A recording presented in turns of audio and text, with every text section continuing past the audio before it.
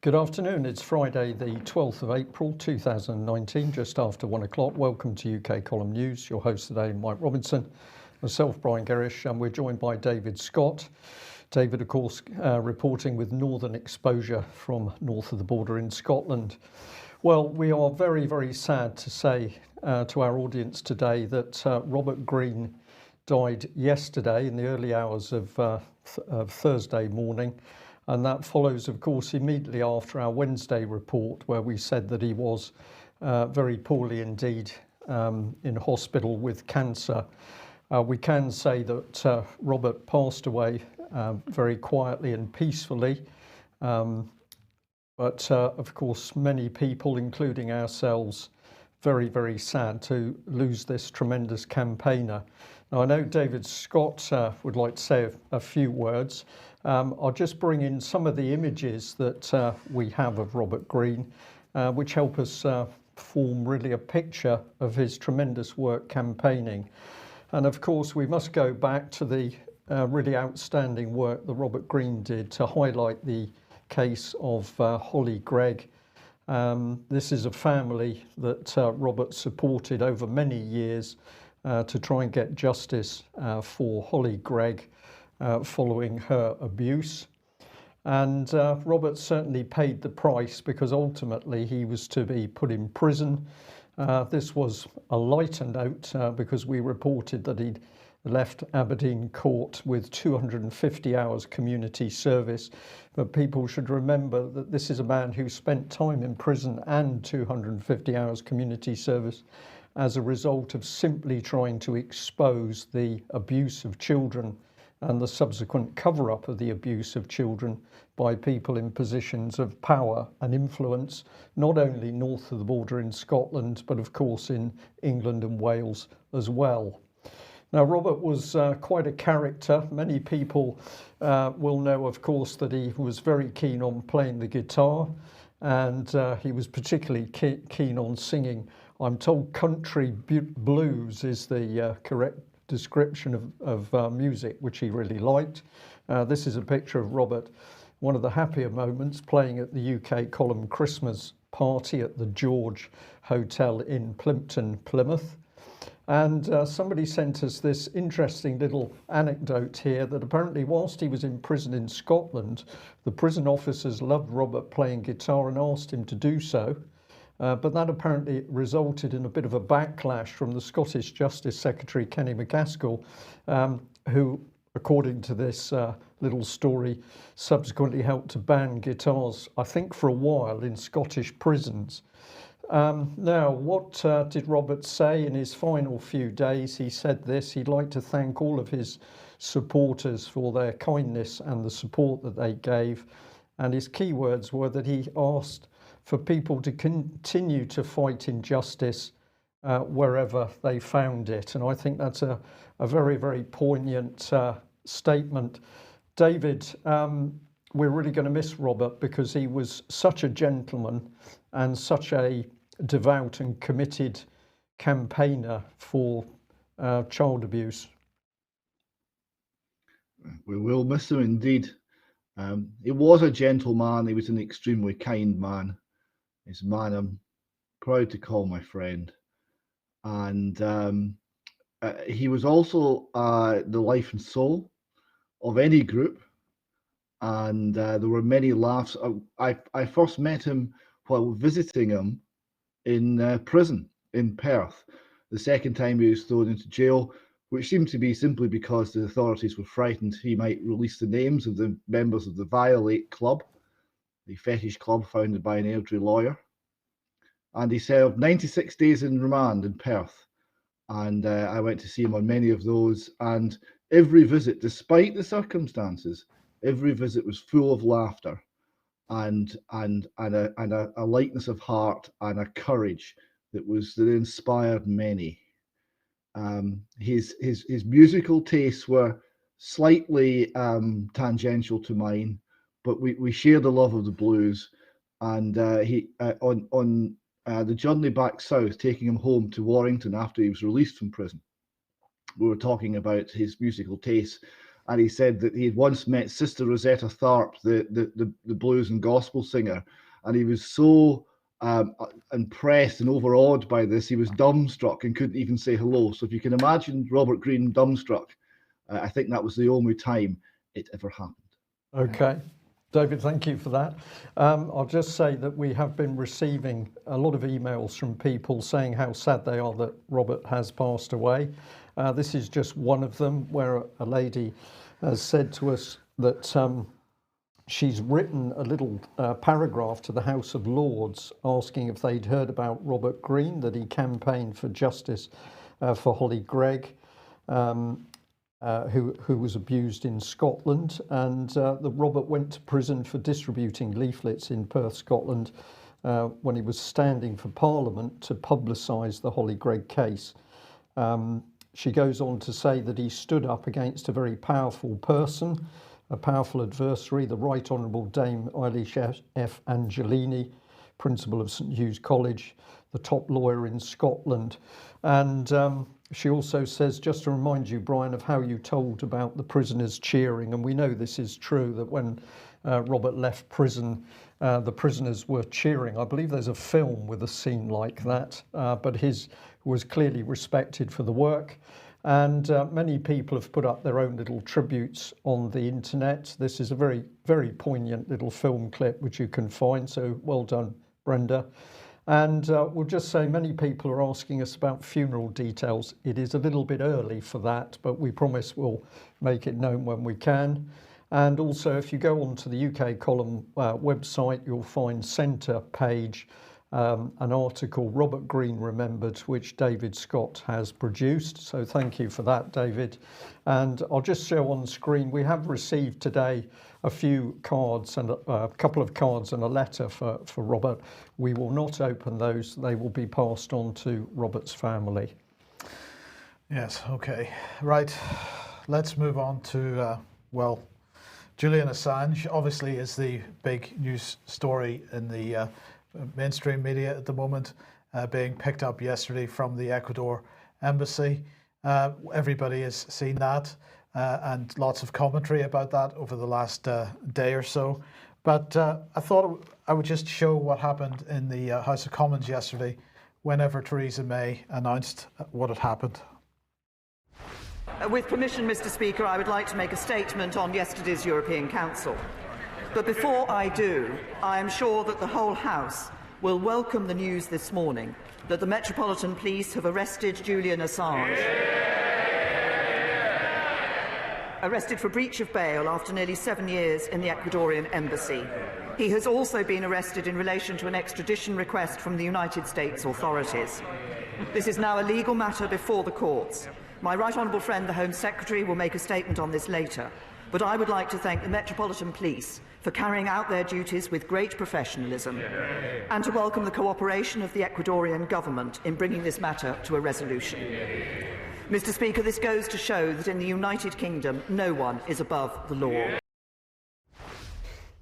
Right, so David Scott, if that last sentence that you said there hasn't brought a smile to your face, I'm not sure what will. No one is above the law. Smile followed by rage, because you see, what you've got there is you've got a lot of people who are privileged, who are on fat government salaries and are protected.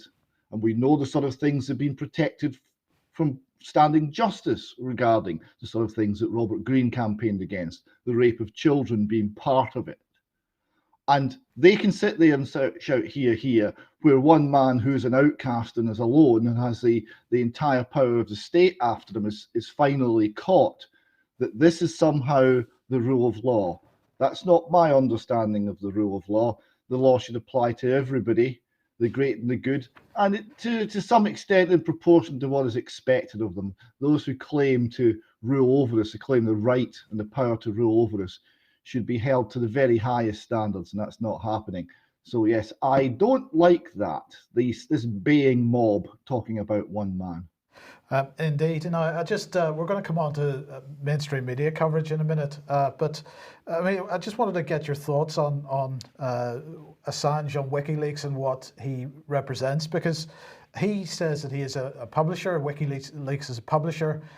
He hasn't actually to my knowledge, and in any case, he's entitled to be considered innocent until proven guilty. He is not guilty of actually leaking any information or hacking anything. I'm not clear.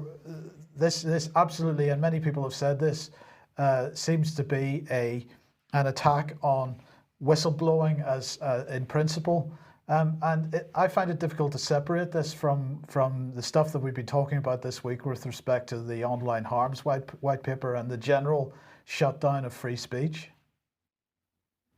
Yes, the thing that for me decided with Assange is the information he's revealed. Has it generally been true or false? It's been true. In fact, I don't think of any serious mistakes that he has ever made in what he's published, which, given the areas he works in and the difficulty in getting honest comment from the authorities, is remarkable.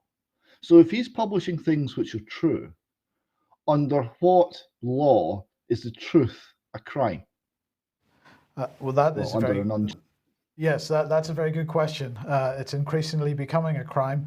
Well, let's see what Alan Duncan, the Foreign Office Minister, said. He said, "It is absolutely right that Assange will face justice in the proper way in the UK. It's for the courts to decide what happens next. We are very grateful to the government of Ecuador under President Moreno for the action they have taken. Today's events follow extensive dialogue between our two countries. I look forward to a strong bilateral relationship between the UK and Ecuador in the years ahead." Now, of course, Ecuador has been doing very well recently in terms of financing. Bloomberg had reported a few weeks ago that they had received more than $10 billion in loans from multilateral lenders. And that included $4.2 billion loan package from the International Monetary Fund. That's got to be a sheer coincidence, surely, David?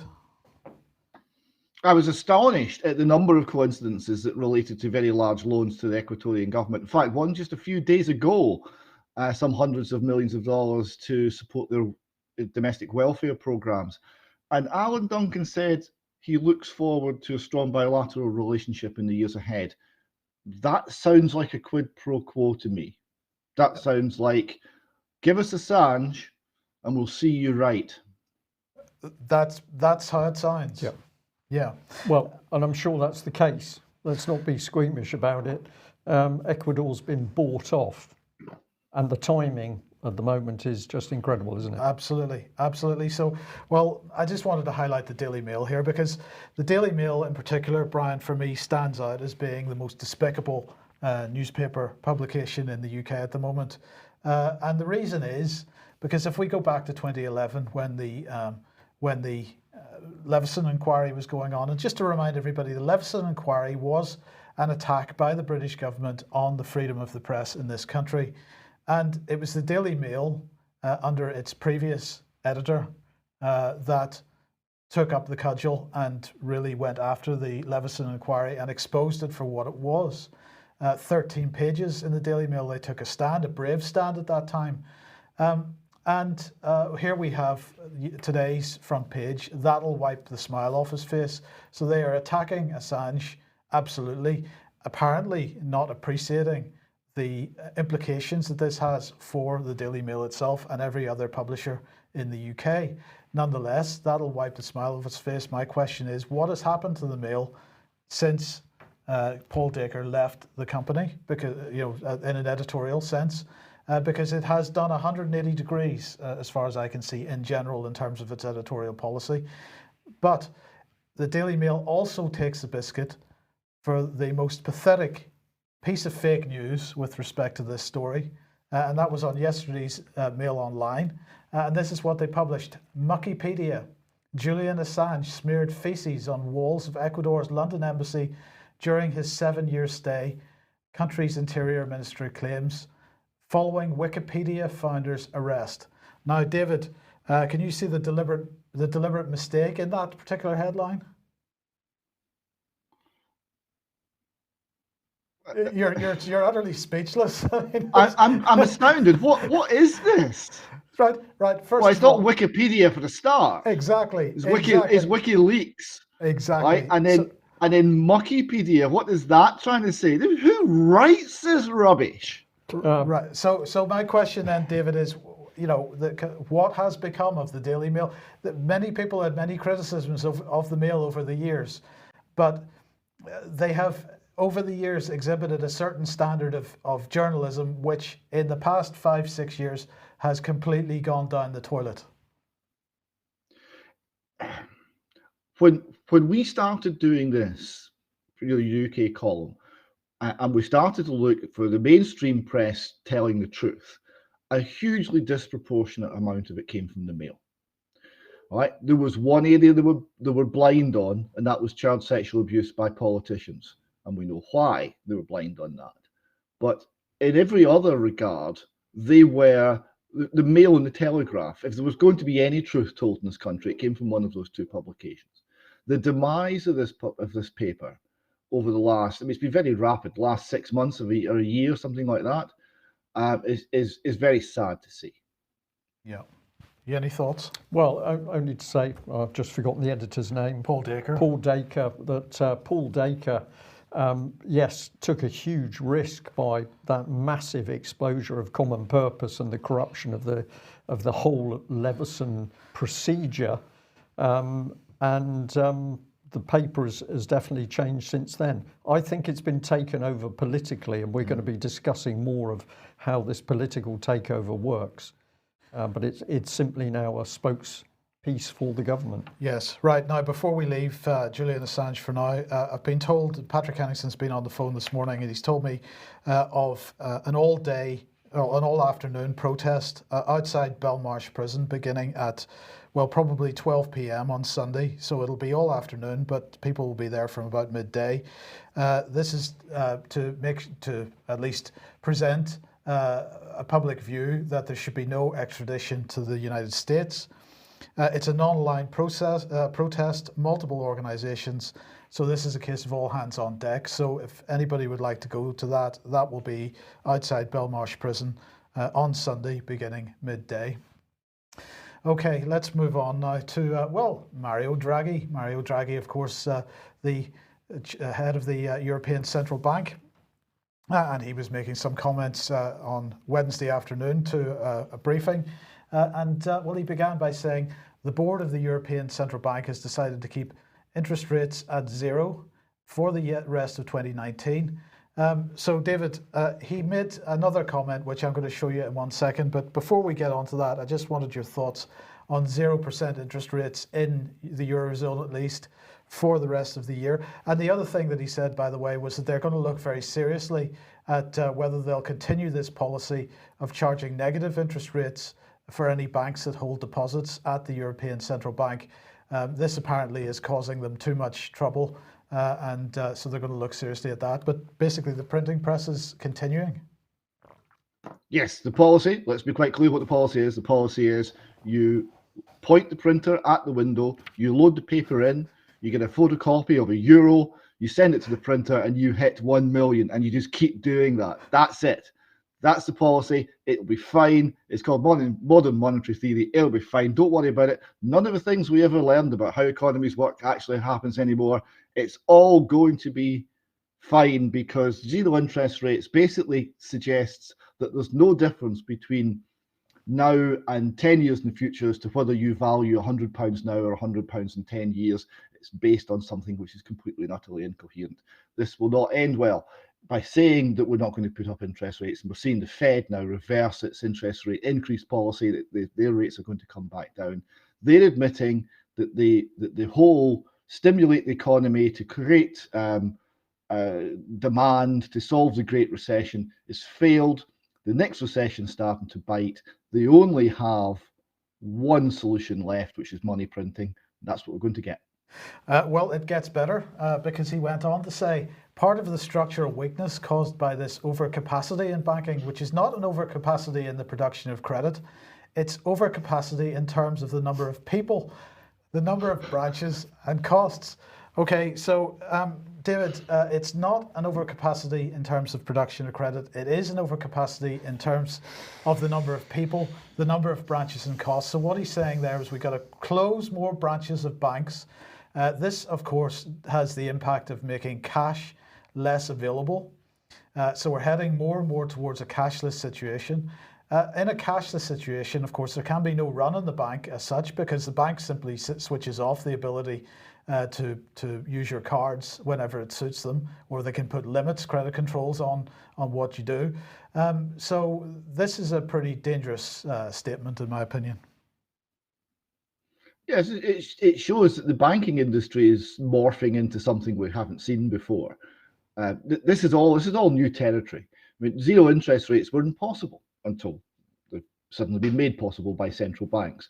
The whole purposes of central banks is to make sure that the inflation happens uniformly, so that there aren't bank runs, and to regulate the system. It's to regulate the theft from individual savers and individual people. It's well-regulated theft. That's the policy. Well, and it gets more interesting, because here we've got exchange news, and also that looks like zero hedge on the right-hand side there. Central bank gold reserves will be deemed equivalent to cash. What's going on here? Well, this happened. This was actually a very interesting story that came along on Brexit Day. That was the first Brexit Day, to differentiate it from all the other Brexit days. The 29th of March, the Bank of International Settlements decided that they would move gold from a tier 3 reserve asset to just a tier 1 reserve asset. So it's now held on bank balance sheets at 100% of its value, as opposed to 50% of its value.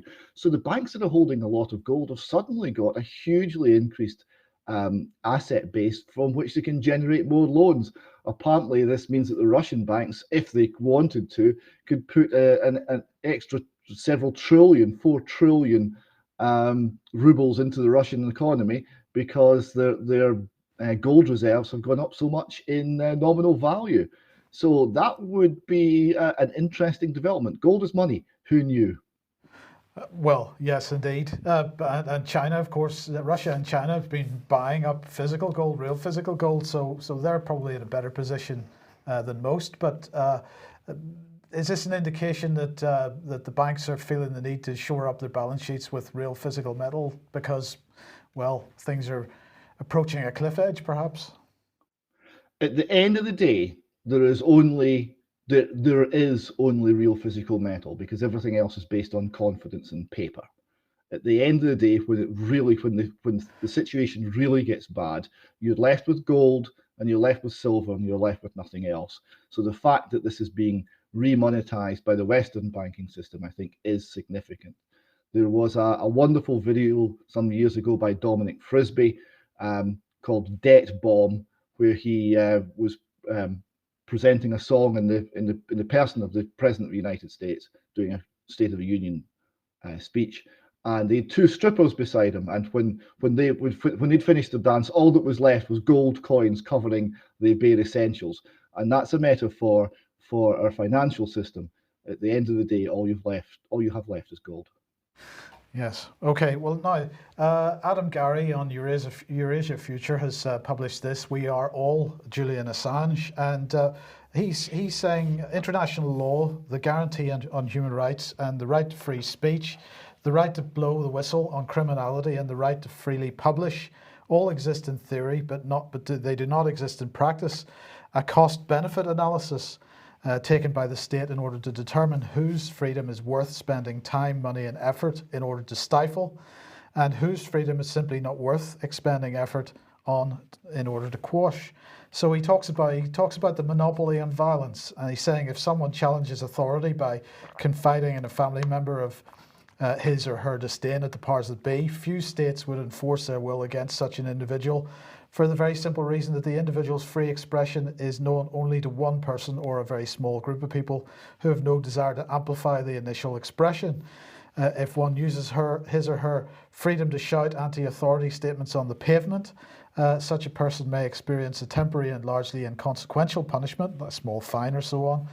This is the case because it would typically not be worth the while of the state to severely punish someone who had the potential to influence a very few people passing by on the street. If, however, one uses large media platforms, including this and especially the internet, to spread anti-authority messages to the wider public, something will most certainly be done by the state to punish the person And he says that there are several options when confronting someone using their freedom to loudly amplify such an anti-authority message. They can erode the individual's credibility through personal attacks. They can bribe the individual.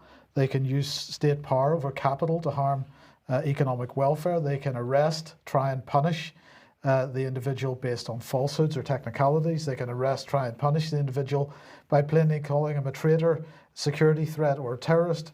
Or they could punish or molest their family and friends of the individual in question. And then he ends by saying, if masses of people were able to exercise their freedoms to challenge state authority, eventually the state would collapse. This is known as the revolution, or in some cases a popular coup.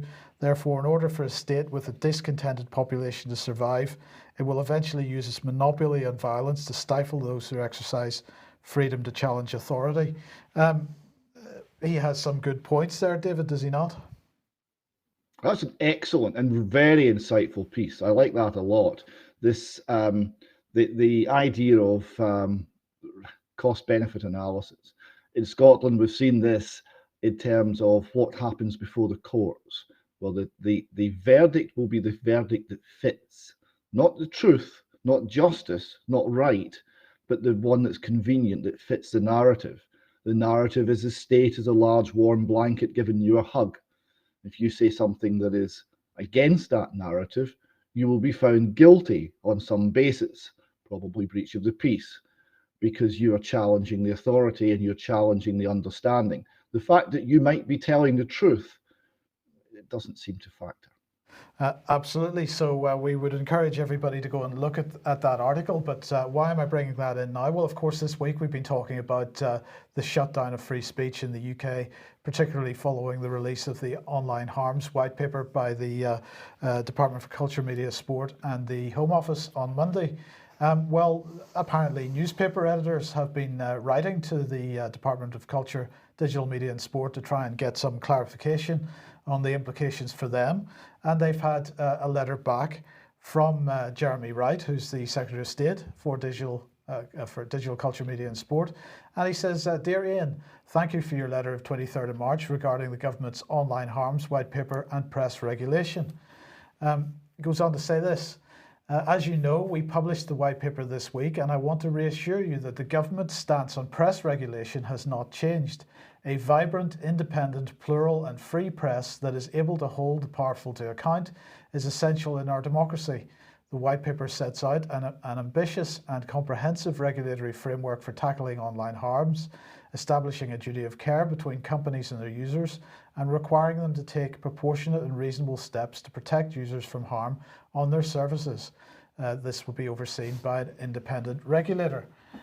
He goes on to say, we are consulting on proposals for the statutory duty of care to apply to companies and other bodies that allow users to share or discover user-generated content or interact with each other online. These services are offered by organisations of all sizes, including social media platforms, file hosting sites, public discussion forums, messaging services, and search engines. However, as I made clear at the white paper launch and in the House of Commons, where these services are already well regulated, as IPSO and Impress do regarding their members' moderated comment sections, those are the press regulators in this country, we will not duplicate those efforts.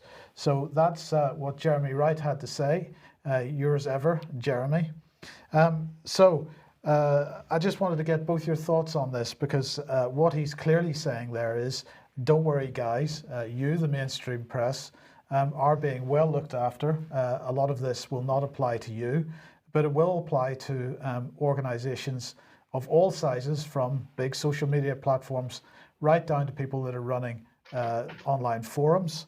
This is, in fact, as we've said this week already, this is an attack not on the mainstream press or even really on Google or Facebook or these types of organisations that can afford to deal with the regulation that's thrown at them. This is really an attack on alternative media.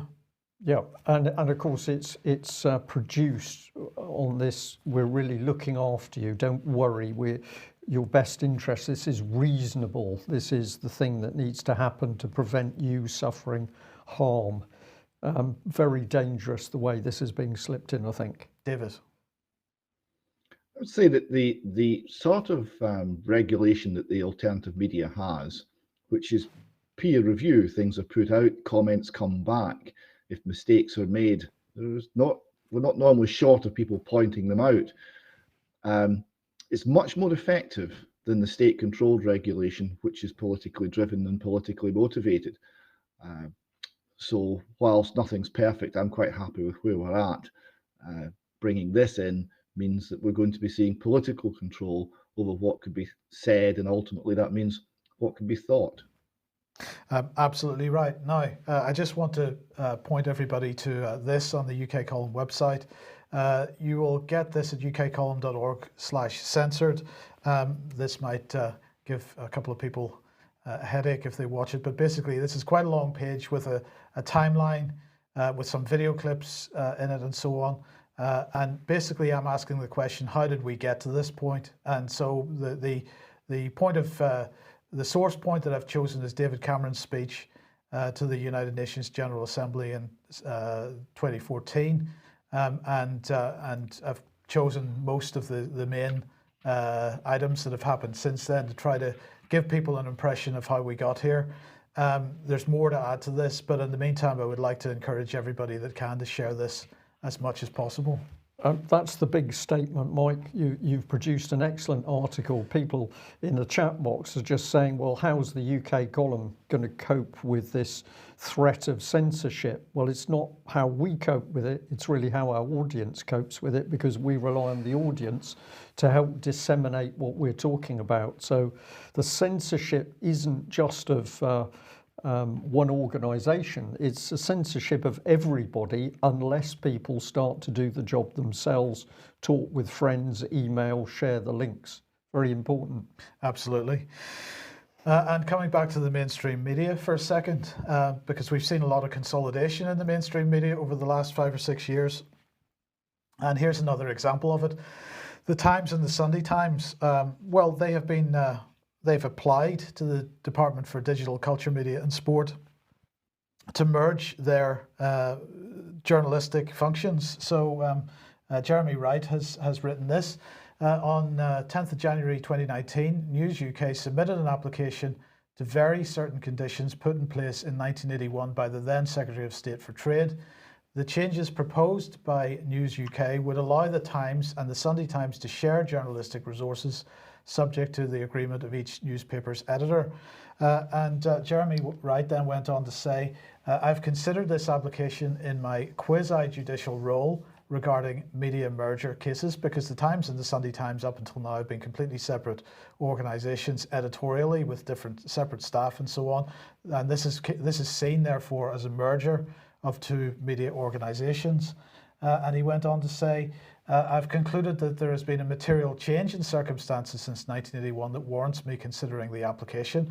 Well, what would that change be? I'm sure that's probably a commercial change, in the sense that the Times and the Sunday Times are suffering commercially and need to downsize their journalism staff, and therefore they need to share staff between the two titles.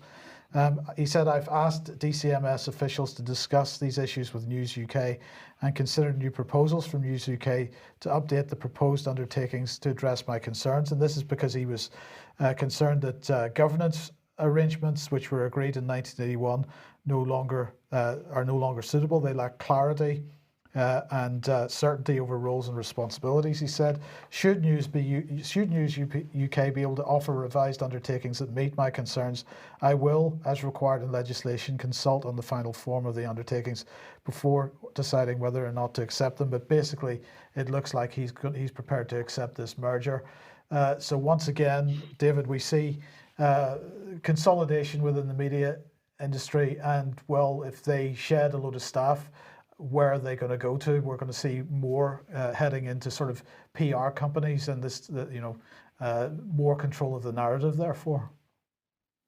Yes, but there is an element of this which is the joy of the free market. It is dying on its feet because the more they lie, the more they say the same thing over and over again and conceal the truth, the less the product is actually of any interest, and the less people will be prepared to pay for it. That's absolutely true, but of course that's what the Cairn Cross Review is there to sort out, because they're going to support the fact that they are dying on their feet, and they're going to subvert the market forces which otherwise would see these organisations disappear, as they should. Yeah, good luck with that. Let's see how that one works out. Well, follow the theme along, and of course that should bring us to the illustrious BBC, which has unlimited money, effectively our money, a minimum of 3.74 billion. And I just decided to take this screenshot today. This is what £3.74 billion worth of BBC says we must see. Well, we've got to see a dishevelled Assange, and we've got the option of watching BBC Breakfast. I don't know why anybody would want to watch that, or we can listen to the Today programme. Well, that'll be as biased as usual. But look at the real key things. We've got a quiz. Who did this group scrape past in YouTube rankings? What is it like to have a home birth? Game of Thrones. This is what £3.74 billion worth of BBC puts in front of the public. And most watch says it all. Police hunt intruder to find a vacuum cleaner. This is destroying the nation's mind. It's deliberate. It's very dangerous propaganda. Nippy Hussey's girlfriend pays tribute. I've no idea what that's about. This is utter dross. Utter dross. And of course, it's coming out while the Constitution is being destroyed. Well, I like to have a look and see what the BBC's team are saying. So we've got Nick Robinson here. He was giving a well done on his Twitter page to @BBC Mark Mardell. Excellent listen. This is all about podcasts, and there's a competition going on. And the BBC's entry, or maybe they won it, I couldn't really be bothered to see, but is Brexit a love story? So I decided I'd actually post something up. I said, does BBC News Brexit a love story mention the words lies, deceit, treason? Did your BBC team do any research into the dirty dealings of Conservatives and PM Ted Heath? British public deceived and betrayed, exposed in great detail in EU or corporatist racket. And I put a link there to Dave Barmby's book. This is an example of what people can do. No need to be rude or unpleasant. Simply challenge these people to their face on their home ground. Now, BBC's not interested in the Constitution or treason, but I have to say that Frederick Forsyth has put a very good article in the Express. This House of Fools is in the process of trashing our Constitution. And he asked some very good questions. I'll come on to those at a moment. But as I was sourcing this article, this came onto my screen, which is the Cabinet Office tweeting out that 1,000 13 to 16-year-olds are learning about, quote, our democracy and sharing what they learn with their peers as part of Democracy Ambassadors Programme delivered in partnership by Cabinet Office. So the Cabinet Office is destroying the Constitution. Many would say that's treason. And what are they pushing out? Propaganda that they're helping to stand up for democracy by introducing more laws on freedom of speech, presumably, Mike. Yep. Well, this is what Frederick, or some of what he said. It's one of the vanities of fools to say that we Brits have no constitution, or if we do, that it's unwritten, both a poppycock, because of course we do have a written constitution. There is nothing unwritten about Magna Carta, sealed by King John in 1215, against his wishes in the meadow by the Thames just outside London. Also written is the Bill of Rights 1689, copied almost verbatim by the Americans 80 years later and the French 100 years after us. These two include the two solemn oaths sworn to us all in 1952 and 1953 by the Queen, the oath of accession and her coronation oath. So these were sworn to us as the sovereign, and the people are sovereign, not Parliament. In the backstop, Her Majesty's Kingdom is cut in two with a vertical border running north-south down the Irish Sea, all to prevent a lorry chugging through Dundalk having its cargo examined. But at the point where it came before Her Majesty for the royal assent, she would not be able to sign it without breaching her oaths to us, which she could not or would not do, for it would put her in a state of perjury, and, quote, that would be treason. I just wanted to put over the top of that, but we need to remember that the treason is committed in simply conspiring to undermine the Constitution, which is exactly what the deep state and the Cabinet Office have been doing. And failing to stop the conspiracy, once people know, is the crime of misprision of treason. So Frederick is being very accurate in what he's bringing to the surface, but I think we need to be a lot harder in saying what we're witnessing is treason. We're seeing the Constitution deliberately destroyed. And how is it being done? Well, let's come back to this young lady tweeted out by the Cabinet Office, because what viewers and listeners need to go and look at is the key organisation on this tweet, Young Citizens. What are they doing? Well, they've got a vision that the society is going to be fair and innovative. It's going to be, inclusive. It's going to be based on strong and secure democracy in which every person achieves full potential. This is the dream. This is the utopia dream we've seen before. Our mission to help make this reality. And they're going to go for young people. Work creates an impact. And this is what they're boasting about. 80% of secondary schools have used our programs or teaching materials. 300,000 secondary school children taken part. 90,000 young people been direct beneficiaries, 2,650 volunteers, 15,500 virtually primary school teachers have been trained by our team over the past decade with 24 staff. This is pretty amazing stuff, Mike. Let's get in a bit deeper. Who are the partners? Well, it's fascinating. Centrica Energy and National Grid are worried about democracy and the Constitution, apparently. A lot of law firms. Now, I tried to phone Young Citizens this morning to ask them whether they were teaching the Constitution and common law. Couldn't get any sensible replies. I'm still waiting for a call back. Interesting, one of the children was very excited. She'd received some sort of commendation by Sherry Blair. Great, isn't it? And financial partners, banks. We've got Barclays, JP Morgan, I think Chase is in there somewhere, 3M, on it goes. So these are the people driving democracy. But this one I found really interesting. This is the chair of the organisation, Dr. Edge Watcham, managing director of Parliament's participation team. She's previously head of education in 2015, delivering Parliament's first ever dedicated education centre. More recently, as a director of the House of Commons, she led, quote, a people development programme for 2,500 staff focusing on organisational behaviours, management capability and leadership development. And she comes from a background with the General Teaching Council, Citizenship Foundation, serves as a magistrate in North Essex, and is a fellow of the Royal Society of Arts and the Westminster Abbey Institute. David, I find this very, very, I'm going to use the word sinister. We've got the government running a programme to change the way not only adults think, but children think. The mob that you described baying for the blood of Assange, and they are running this massive campaign to, it's brainwashing our youngsters to believe Parliament's version of the Constitution. This is immensely dangerous stuff. Exactly so, and the first thing that occurs to me is the finding from the Supreme Court when they were looking at the named person scheme. I'd just like to read out paragraph 73. I think it's relevant.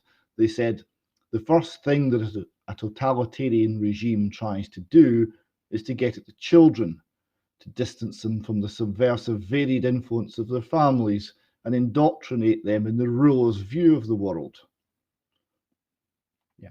Yeah, indeed.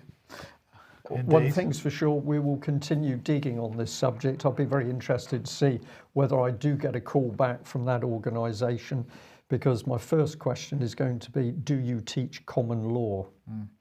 Right, look, we're right out of time, but I want to just remind everybody that Robert Stuart is running a crowdfunder at the moment for a documentary on saving Syria's children. This was the BBC's so-called documentary about an alleged napalm attack in Syria, which didn't seem to happen. And the BBC, of course, embedded with jihadists, it seems, in the production of that. And so he is raising money in order to have a documentary made for that. If anybody would like to contribute, have a search on Indiegogo for Saving Syria's Children, and you will get that. Now, David, just before we go, I thought we should end on the Stephen Sutherland case. So just bring us up to date on this. Well, again, there's more information that's come out today. This is the Daily Record. This is the second Thurso mum. Thurso's a small community, who died after being raped. And one of the rapists was also the rapist in the other case, where the mum actually took her own life after being raped, and the rape was done using drugs and it was filmed. And in that second rape, the accomplice was the man who has been, we all believe, responsible for the murder of Stephen Sutherland. So you see here the Mail Online is reporting the same thing. So this is two young mothers were found dead just months apart in the same small town. Both have been raped on video by the same man. And there's a link there through one of the accomplices to the Stephen Sutherland case. So,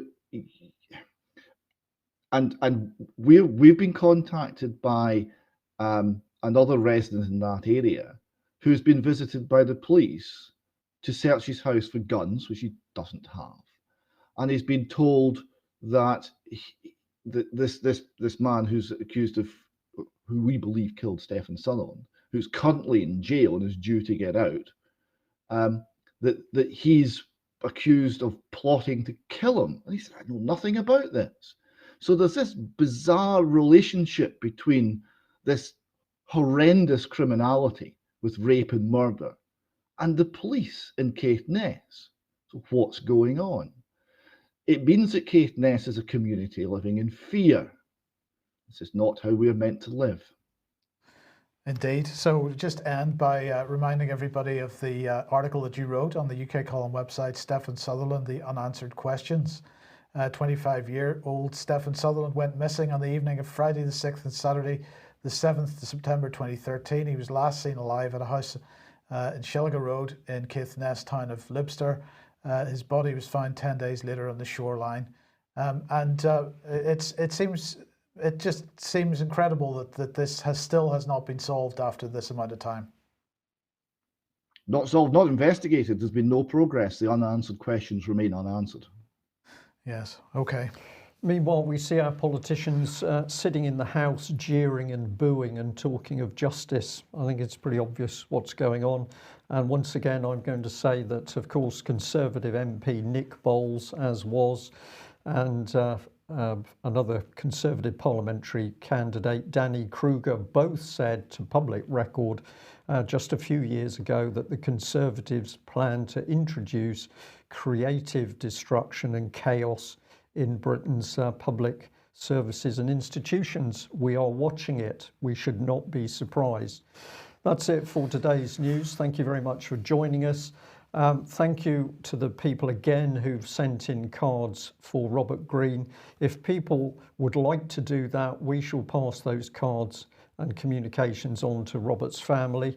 I'm sure they will be much appreciated. We'd also like to say that if you value the UK column and you're not a subscriber or somebody who's donated, we do need your financial support to continue. And in light of the looming censorship, we're going to need more of that support in the future if we have to diversify how we get our news out in the dictatorship, which is clearly Theresa May's Britain 2019. Thanks for joining us. Bye-bye.